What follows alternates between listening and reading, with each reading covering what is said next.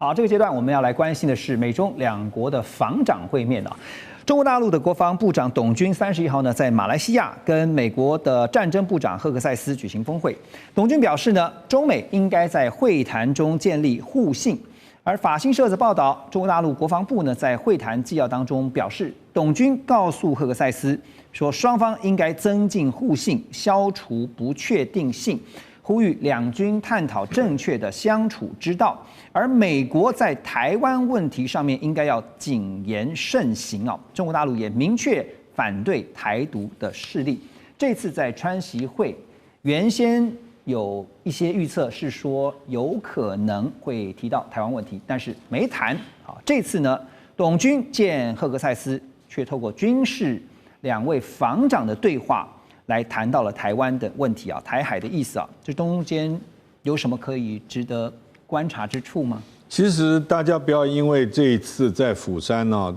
川普跟习近平没有提到台湾问题，就大家突然特别兴奋。事实上，台湾问题从来没有消失过。经历了间隔了6年以后，美国国会议员访问团到达北京的时候，中国总理李强谈台湾问题，谈得很用力。董军在北京5月份的香山会议，9月18号的香山会议，跟世界各国的军方的人在这种以军事为主的会议的时候，不断地强调台湾问题。换句话说，这个话题根本就没有走开，只是这次我刚刚讲好，双方共同写剧本，决定这一次不讲而已。更不要忘记，除了这一次在这个ASEAN 就是东协防长会谈以前，2个人有通过电话。这个美国防长或战争部长 Hexus， 他跟董军在电话里说的话，其实跟拜登总统跟习近平讲的话非常像。对，跟拜登总统讲的话非常像，就是中国，这个美国不寻求。拜登总统跟习近平讲的话，说美国不寻求制约中国的发展，美国并没有要结合一个联盟来这个围堵中国，再度重申。所以我当时把这个战争部长 Hexus 跟拜登总统讲的这个话拿来对比了以后啊，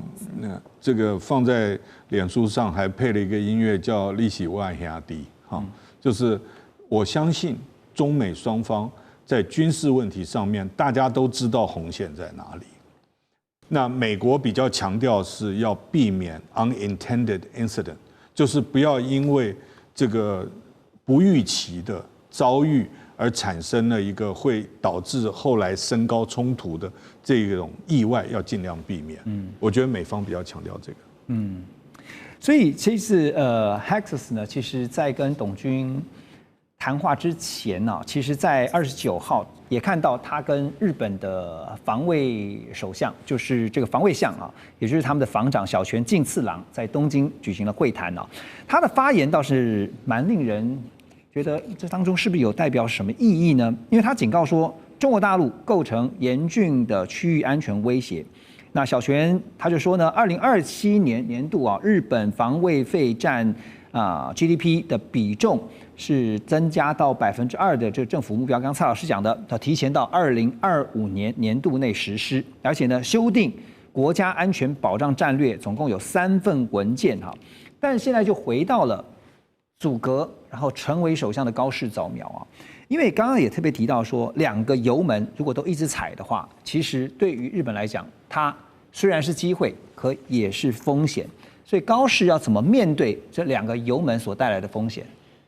他现在的内阁支持率啊，大概所有的媒体来看的话，大概是65%到75%，整个平均下来大概就是70%，所以它是非常高的。那非常高，以过去的例子来看的话，非常高，它大概都会往下降，只是说降的速度有多快，会降到什么程度。如果说能够降到差不多50%的话，然后拉长。它等于可以变成是长期执政。那它所面临的比较小的问题点，第一个是熊，你听起来很奇怪，因为日本今年熊会跑出来，这是民生问题，他有要求政府你要去好好处理。有熊出没，对，有熊出没，而且会伤人，会就是把人受伤。他好像处理的还不错，是暂时这个没有问题。第二个就会进入到参议院，因为他没有过半，虽然说众议院可能差个1席2席，跟日本文学加起来再抓1-2个，大概应该是没有问题会过。可是，在参议院的话，那个席次就没有到，就落差很大。那他法案等你有差这么多，你没办法法案通过。另外一个，他必须要去处理一个很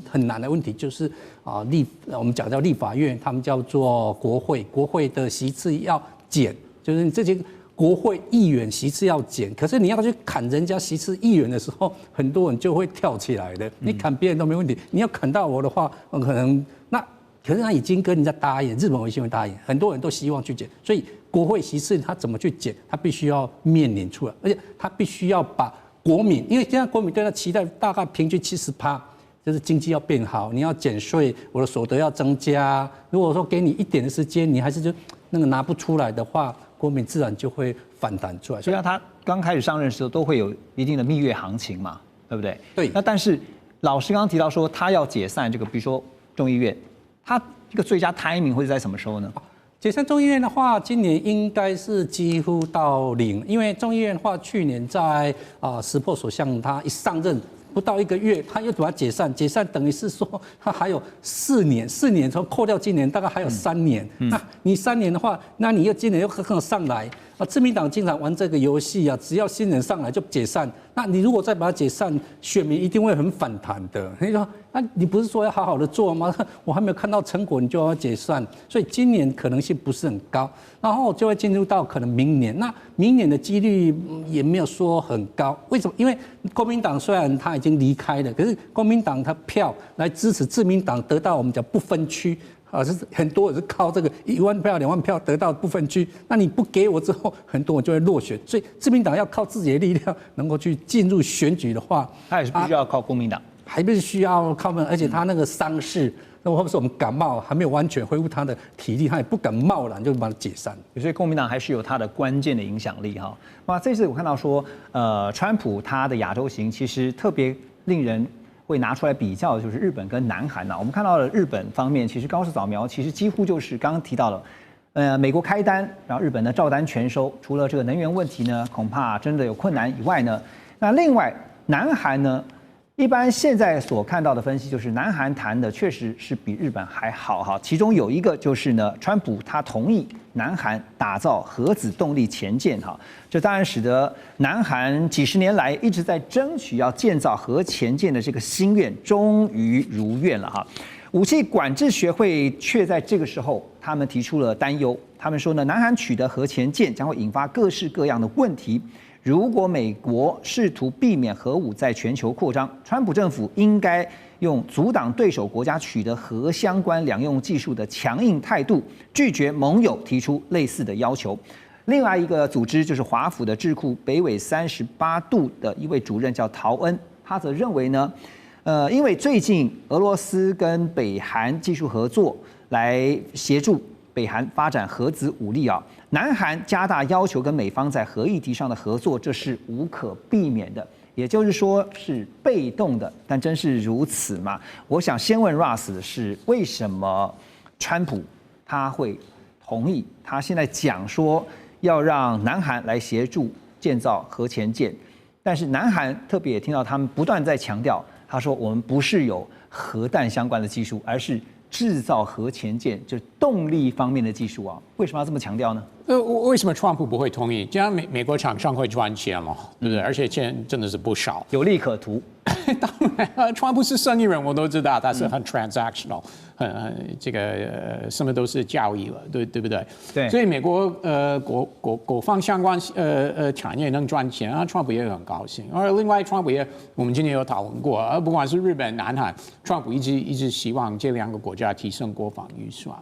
所以其实川普没有什么理由要拒绝了。但是很多事情就是看风险跟机会嘛。南韩有了制造核潜舰的机会，可是相对来讲的风险是什么呢？北韩听到了，北韩受得了吗？但是北韩还是会继续发展它的核武，这已经是20多年的老